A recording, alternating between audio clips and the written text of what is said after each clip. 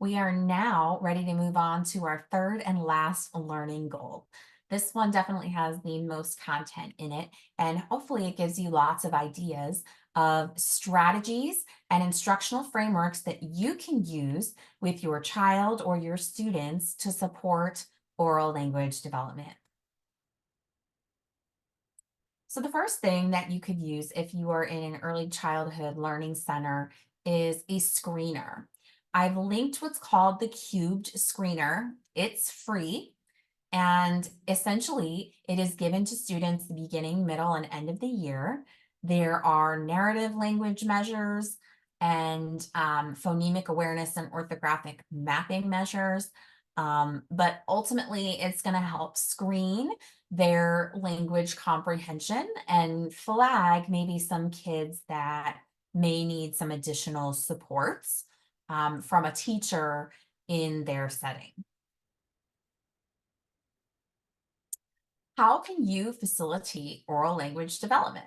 Well, there's a couple things that you can do as a teacher. The first is considering receptive language. So, receptive language is when you are um, helping students hear quality language. That's why we have that ear there. So, you can model self talk where you're modeling what you're doing with quality sentence structure and vocabulary. You can also do what's called parallel talk. And if the child is playing with something or you're engaging in play with them, you can describe in detail what they're doing, give them feedback, ask them questions to keep that conversation going, or give them additional language to listen to as they're doing whatever it is they're doing. Then you can support their expressive language, which is what they are able to say out loud, by expanding upon what they've said through expansion with more complex vocabulary and sentence structure. So, for example, the child may have said, I ate my sandwich. You might say, yes, you did. You ate that delicious peanut butter and jelly sandwich. So I added a word delicious there. Um, Again, you can expand upon whatever it is you think they're ready to hear. You can also recast it. So if the child has said something in an inaccurate manner when it comes to their grammar, you don't say, that's not how we say that. We say this. For example, the child said, I go to the potty. You can say, yes, you went to the lavatory, or yes, you went to the restroom. And I'm just repeating it in a more accurate manner for them. And then you might ask them to say it. Can you say that back for me? Yes, I went to the bathroom. And then have them repeat that so they're practicing saying out loud. There are also vocabulary teaching routines. If you look up the explicit instruction vocabulary routine to intentionally teach some words that might be essential to understanding a read aloud book, there's a process of how to explicitly teach those words, but also continue to integrate them throughout the day and reinforce them. There's also questioning routines and read alouds. Read alouds are a great way to build vocabulary and provide some stopping points with some conversations that are built in and some individual conversations with what's called the Strive for Five framework that we're going to talk about in a little bit. So lots of ways, and these things you're already doing, just being a little bit more intentional with what you're doing and with whom. I also included a curriculum that you can link here. It's linked here. It is based on a 5-year study designed to substantially increase our understanding of language and reading comprehension development for children's ages 4 to 8 years old. 1,200 children in 4 states were followed longitudinally over 5 years. And this is essentially designed to improve their language skills as a means to improving their reading comprehension. So this is available to download for free if this is a need that you might need in your area. This was also some pretty powerful quotes that I wanted to share. So, preschool and kindergarten teachers' sentence complexity is directly linked to children's grammar and vocabulary learning.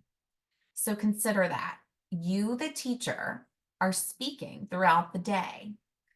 You might want to try to include some more formal language structures in what you're saying rather than just informal conversational language. We want children to be hearing these complex sentence structures so that they're used to them rather than, being exposed to them for the first time in print. So consider how you're saying things, how are you linking ideas together, what kind of sentence structures are you using when you're speaking to them? It's really important. Teacher syntax may be another often overlooked, but potentially malleable dimension of classroom quality. So, again, you have a huge impact on the language development of the children in your care. So, again, something intentional you can do in what you say to your kids every day. This comes from the Florida Center of Reading Research. You can also incorporate some games that support language. This is a really great one that involves a beanbag and some cards. If you click on it, it will link you right to it, and you can print it out and cut it out and have it ready to go. So, for example, if I am introducing new vocabulary, oh, I'm sorry, this is something different. This again supports language and vocabulary with the beanbag. So whatever card you pick, it has a picture as well as a phrase, and the student would have to move the beanbag based on whatever direction the card was saying. So a lot of prepositions there that they'll be learning, and it involves some movement, and it's fun. Okay. If I'm introducing some new vocabulary, here's an explicit routine that you could use. So if I was teaching the word enormous, I would say the word and clap the syllables. Boys and girls, the word we're going to learn today is enormous. Enormous. Say it with me. Enormous. Enormous means something that is really, really big. For example, we saw an enormous fire truck. So there, I'm providing a kid-friendly definition and an example that makes sense with their daily lives. Then I would have them develop their own example. What enormous thing can you think of? What is something really big? Then I might have them turn and talk. I might have them partnered up, partner A, partner B, and I might say, partner A, tell partner B something that is really enormous that you can think of. And then they could share out whole class after they've talked with their partner. So there I'm giving more kids an opportunity to speak. And then we would use that word in conversation and instruction spaced out over time. So they're hearing it over and over and over again, used in the correct context. So coming up in the next couple slides are some different Lena resources, and I believe they're also linked. And I will briefly go over them. And as we're going over them and you're exploring them, I'd like you to think about what are 3 things you already do with your students, and what are 3 things that you might want to try. So over here on the left-hand side, if you work with infant and toddlers, here are some questions to ask during shared reading. So as you're reading a book with the students, you could ask things like, how many blank are on this page? So they're counting. What do you think might happen next? And what else can you find? Where are all the, insert word, blank on this page? Can you count the blank? What do you think about blank? What color or shape is this? What do you see? What do you notice? Do you see anything of a certain color in this picture? What's happening here in this picture? How would you feel if? And what do you think Why do you think that happened? So all of these are great ways to get conversations started. The next one is great to use with preschoolers during a shared reading. So you'll see there are some of um, the same questions, similar questions like, why do you think that happened? And what do you think about this? And what do you notice? But now we're adding some vocabulary here or open ended questions that are going to get them to expand upon their thinking. For example, how do you think this character is feeling? How would you feel if it were you? Your what, why, and how questions. Which character is the most? And then you could insert a nice vocabulary word. Who is your favorite character and why? Here in this story, insert, phrase here happened. Can you think of a time something like that happened to you? And here you could bring in some phonemic awareness or phonics and rhyme. What other words rhyme with blank? And what do you see on this page that begins with the? And you could insert a sound there. Okay, so lots of great ways to engage in some dialogue with students. This handout is going over some 14 talking tips that you can do as a parent or as a teacher. And I'll just briefly go through them, and you can again read, you can pause the video and read a little bit more in depth. So talk about what you're doing and thinking with the child, comment on what they're doing or looking at, name things that they're interested in, get down to their level face to face to have that conversation. Consider proximity, make sure they feel comfortable, whether it's, cuddling up next to you or sitting in your lap. Tune in and really be present with the child and respond to what they're looking at, what they're doing, and what they're saying. Wait for their response. They might be processing what it is they want to say, so give them time. You can imitate them, you can add words, you can also make faces and gestures to emphasize what it is you're saying, and make sure you're taking turns. Don't do all the talking, okay? Make sure they have time to talk. Repeat and add to what they say and do. Follow their lead and try to do what interests them. Encourage them, be positive, be silly, relax, and have fun.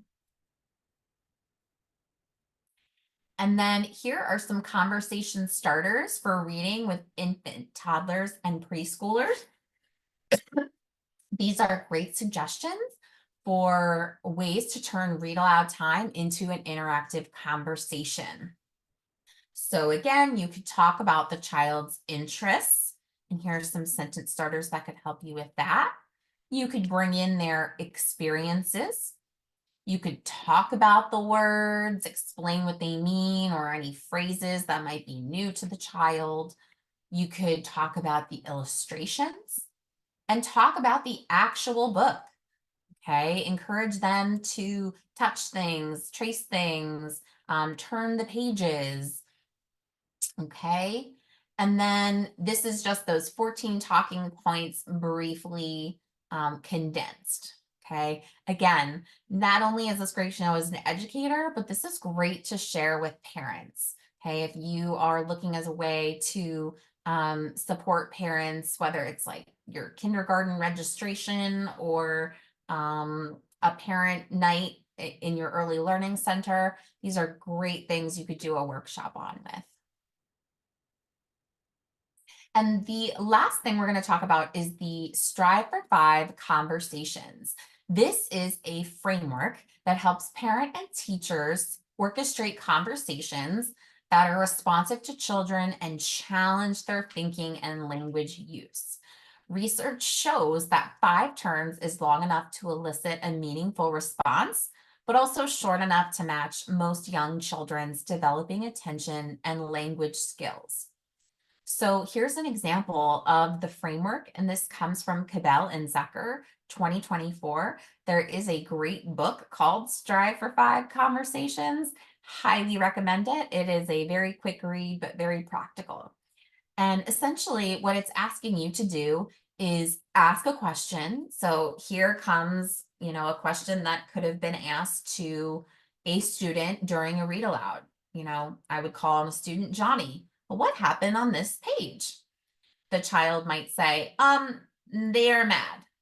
So I might want to expand upon, based on what little Johnny said, I might want to add some more complex sentence structure here and a better vocabulary word rather than mad.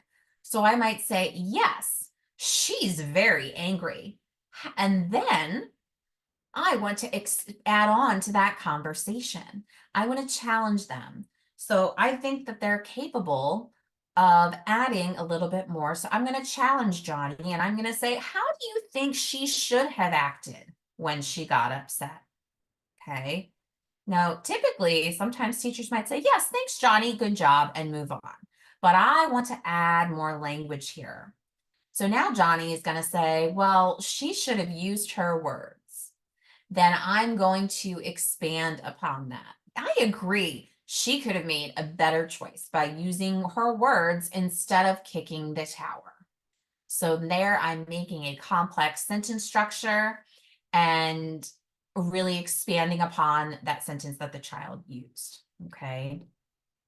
And again, notice the teacher had 2 or 3 opportunities, but this third one is crucial. The third is where I need to decide as a teacher. Am I going to scaffold up like I did here with Johnny and try to push them a little bit further? Or do I need to scaffold down and consider a prompt that might help them and support them in providing a little bit more in that next conversational turn? So Strive for Five conversations really only requires a small shift for most of us. In order to make that shift, rather than asking only one good question, we need to ask that second question to elicit more language from the student. So that's why I was talking about here that number 3 here in the middle is essential. We want to be sure that the question extends the student's thinking about the topic, but does not stray from the topic. We don't want them to start talking about a random time, the story about their dog that's unrelated. It needs to expand upon the topic at hand.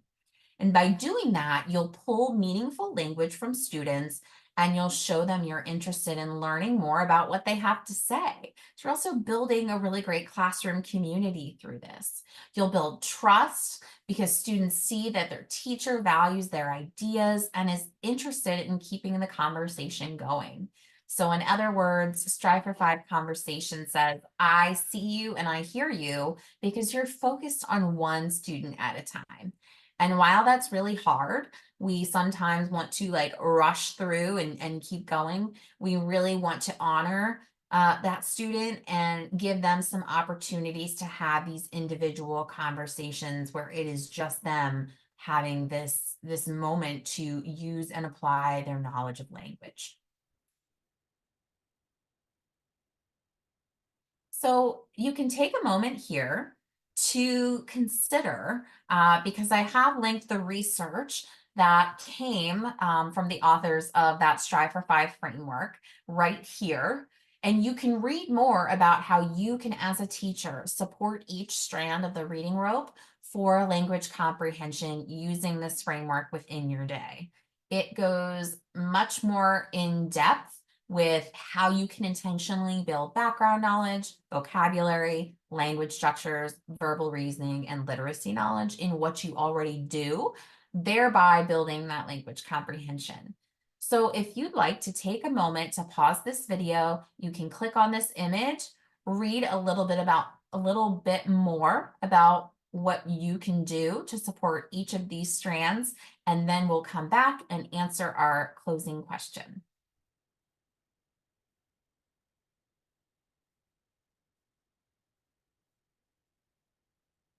Okay, that brings us to the end of this training. To review, we have defined oral language and explained why it's absolutely essential for later reading outcomes. We've examined research on conversational turns and the impact it has on language, vocabulary, social emotional development, brain development, and structure, as well as IQ. And we explored many strategies and an instructional framework to support oral language development. So, based on what you've learned in this session, how can you be more intentional with your students to support oral language development? This is the closing question that I'd like you to answer today.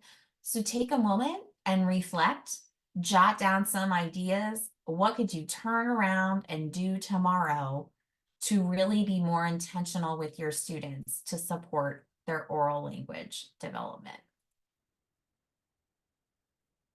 That concludes our training for today. Thank you so much for your time. I hope you found today beneficial, and I hope that you continue to be intentional with helping your students build their language. It is absolutely essential, and we wish you the best of luck. Thank you. And remember, what you do is so important. You may not necessarily see the results of this work right away, but you are building it for the long haul. It's kind of like running a marathon. So it's important, even though you may not see the results right away. Okay. But keep up the great work.